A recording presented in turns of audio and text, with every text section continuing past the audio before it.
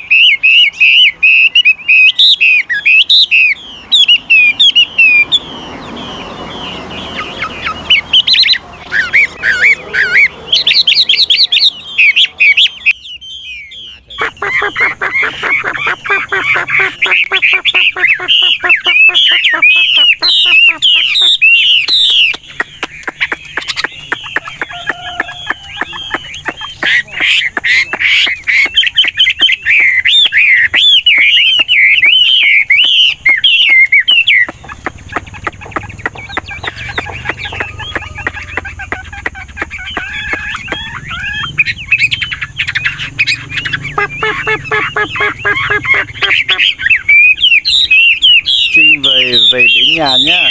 Đấy. Còn chưa cho táng nhá anh em nhé. Đấy.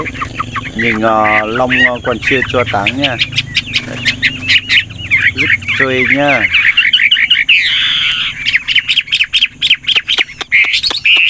Rất cao cầu. Bụng dài.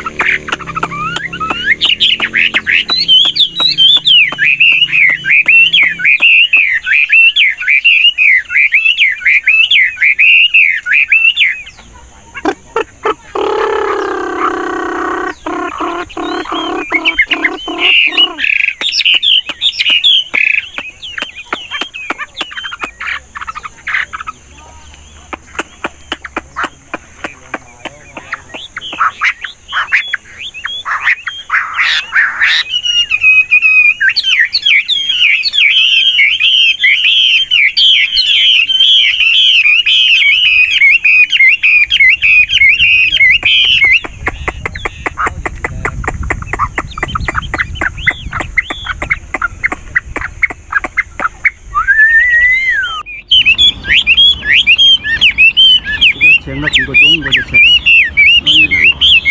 我呀3、4個鐘頭，用今日喺嗰啲一日都請一日，能面。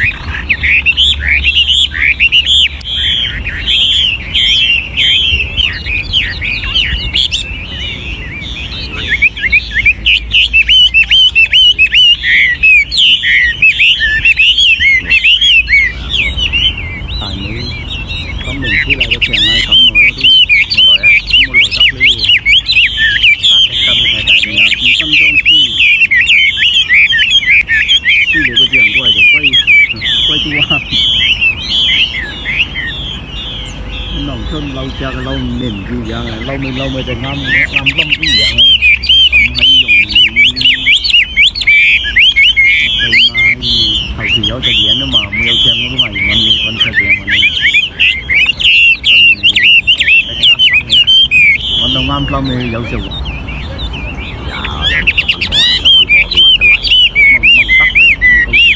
chắc cứ mới vô đấy hấp dẫn hơn như này tạ có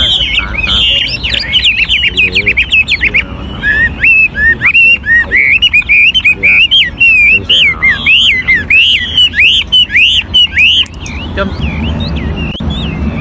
con kịch chè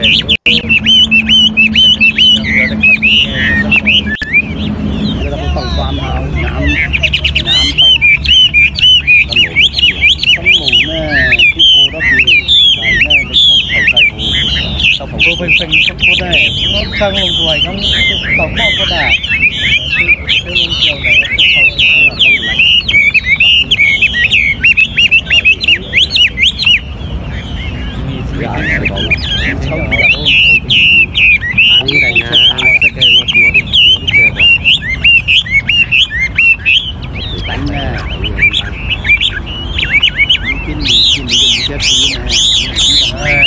lại lưu tay cà già cho cái gì để những cái mình thật đẹp này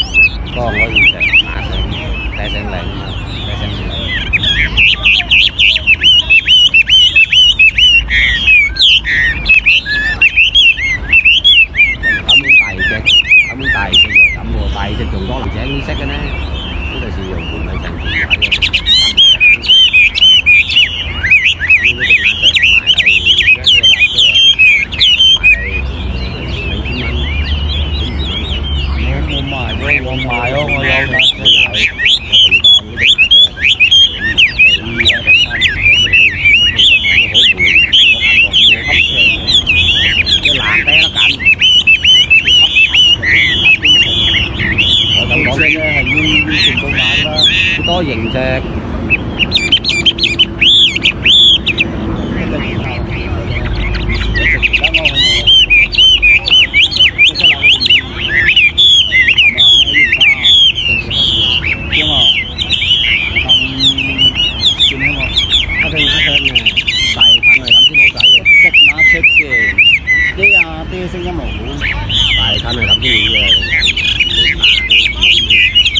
sệt mày ra một con gì đấy, một con gì đấy. Những nãy chơi rất tự nhiên nó tự nhiên ra. Nó tành như nó sẽ được lành à. Không thể chơi được bài à. Chứ chừng nữa cái phá lại chơi gì? Đi cái kênh rồi chuyên danh. Phải cắm vô, cắm bay vô luôn. Nó thẻ cái lại, phá lại nè, nó còn thắng gì? Nó thẻ cái gì?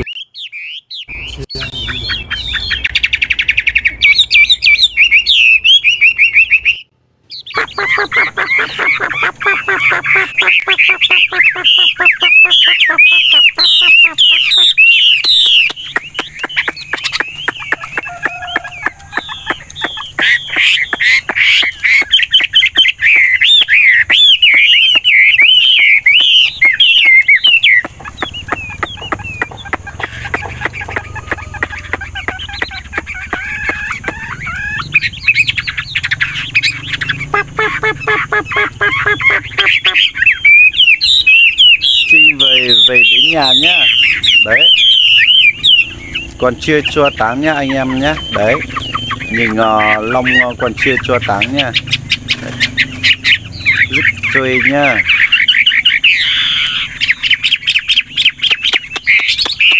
Rất cao cầu. Bụng dài.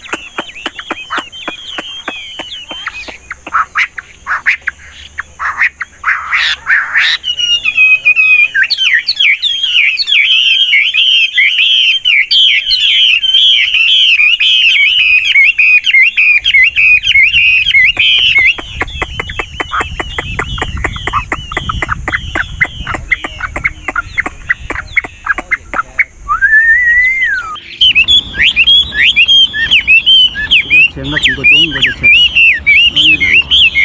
ngồi không chỉ có trốn thầu luôn không mà cái giờ tới được xem giờ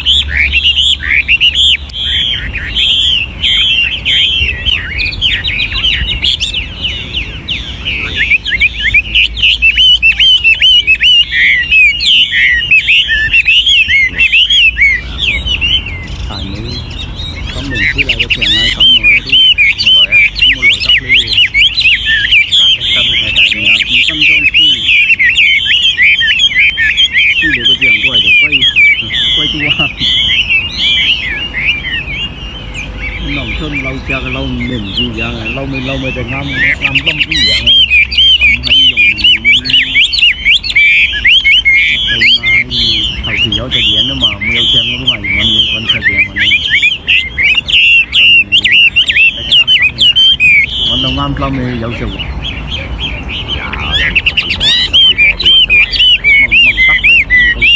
chắc cứ mới vô đấy hấp đến thôi như này tạ có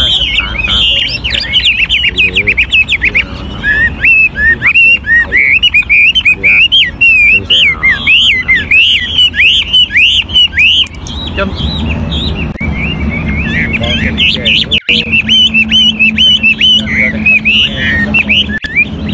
nó là tổng quan hào nám tổng tấm mù nè chú cô đó thì này nè được tổng cây hồ tổng cô bên xanh sắp cô đây nó tăng lông tuổi nó tổng bao cô đà cái lông chiều này nó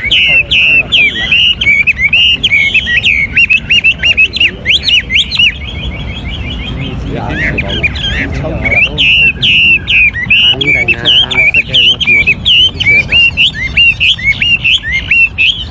đánh nha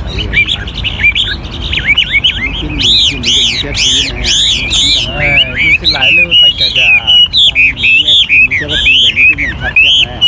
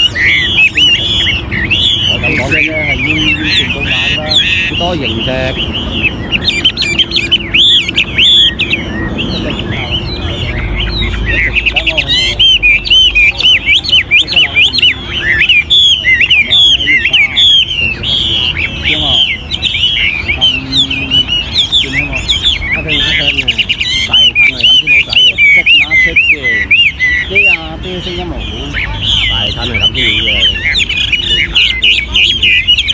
chết mày ra một con gì đấy để nã chơi rất tình vậy nó tình nó ra tành như những cái vật lanh nào không thể khơi được bài à chứ chừng nữa lúc cái phá lại chơi gì đi cái kênh rồi chuyên danh phải cắm vô cắm tay vô lồng có thể cái này cái này nè có thể gì có thể thế thì